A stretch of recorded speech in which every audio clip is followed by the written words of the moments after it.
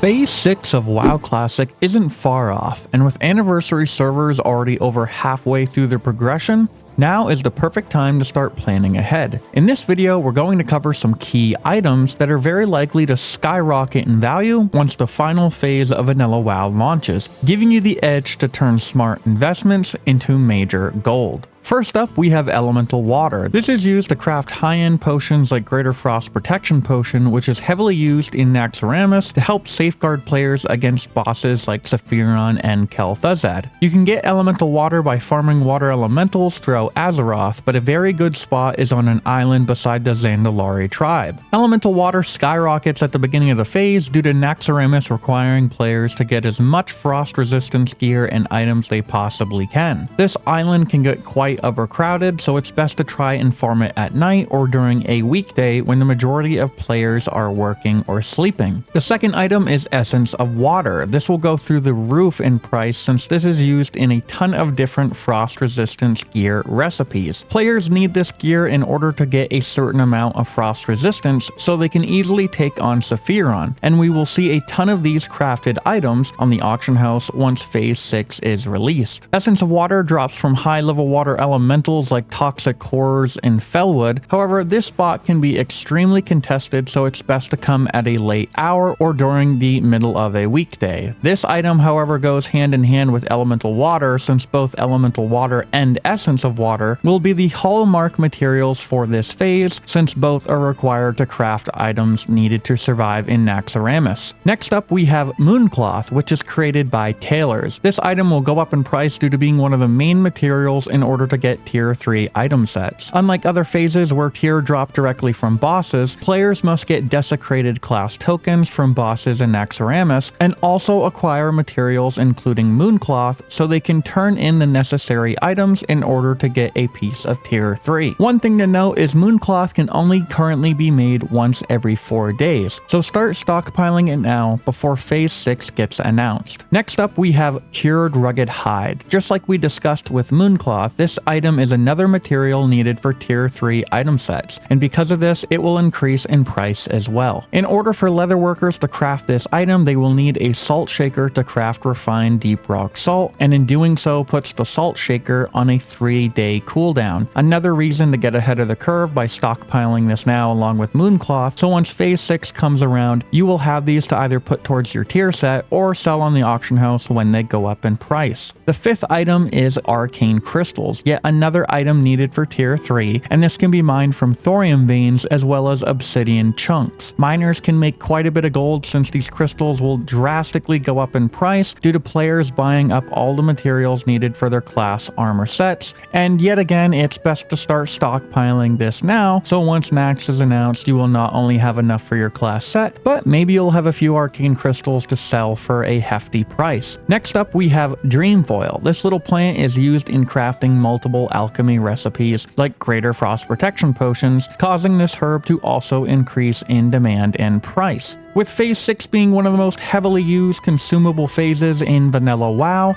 herbs like Dreamfoil will be a necessity since it is used in making high-end flasks and potions. You can farm this herb in many different high-level zones as well as places like Dire Maul and even Zul'Gurub. Another thing to note is what makes farming Dreamfoil in ZG so nice is that you can also get Bloodvine if you have a Blood Scythe, which is used in crafting Bloodvine garb for casters. If you made it this far into the video, be sure to like and subscribe. Subscribing helps me feed this little guy right here.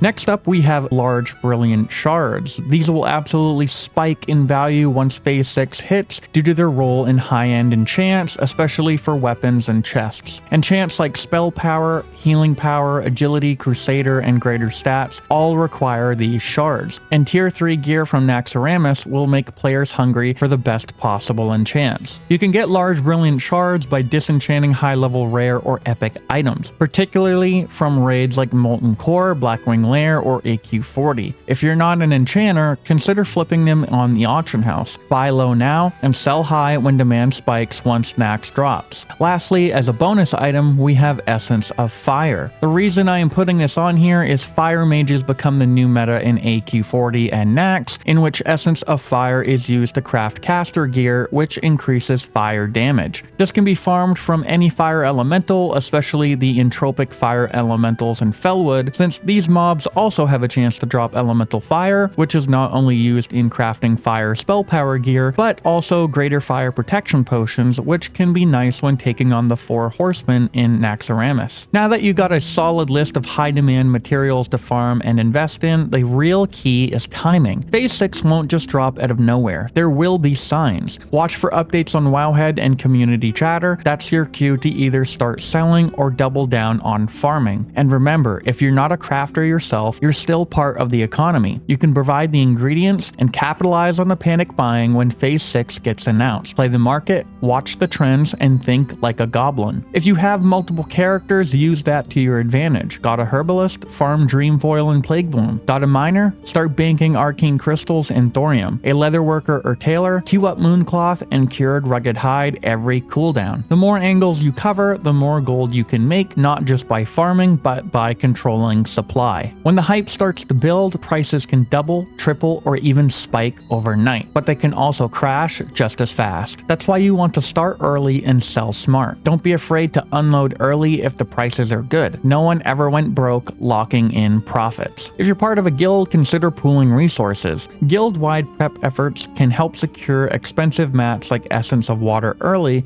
and even allow members to buy in at today's prices and instead of paying inflated costs later. It's a win-win and builds stronger teamwork heading into one of the most notorious raids in classic WoW. A quick word of advice: rotate your farms. If one particular farm gets too contested or you're just getting bored, switch to a different one. Keeping things fresh will not only help your gold per hour, but also your sanity. And don't get discouraged if some of these items are cheap right now. That's the whole point. You're getting in early before the Phase 6 hype inflates prices. Play it smart now and you'll be stacking gold in no time. While this video focused on Phase 6, remember the Burning Crusade Classic is right around the corner after Naxxramas. Smart players are already thinking ahead. Many of the items we covered today aren't just valuable for Nax. They'll carry over into early TBC content. Arcane crystals are used in early crafted gear, and Arcanite bars are often needed for engineering. Large brilliant shards remain relevant for pre-raid enchants and Outland. Mooncloth and Cured Rugged Hide are still needed for some leveling crafts or early crafted gear, and even herbs like Dreamfoil will stay valuable due to alchemy leveling and potion demand in TBC. So if Phase 6 doesn't give you the profit margin you hoped for, don't panic. These materials have long tails and will likely be just as valuable, if not more, when TBC launches. Stockpile smart and you'll be ahead of the curve whether you're raiding Nax or stepping through the dark portal. That wraps up this Phase 6 prep guide. Hopefully you found some items you haven't considered, or maybe this gave you the extra push to start farming now. If this helped you out, let me know by hitting that like and subscribe button. It really supports the channel. And I want to hear from you in the comments. What's your gold making plan for Phase 6? Are you stockpiling early or waiting for the hype? Or do you got a secret farming spot you're brave enough to share in the comments?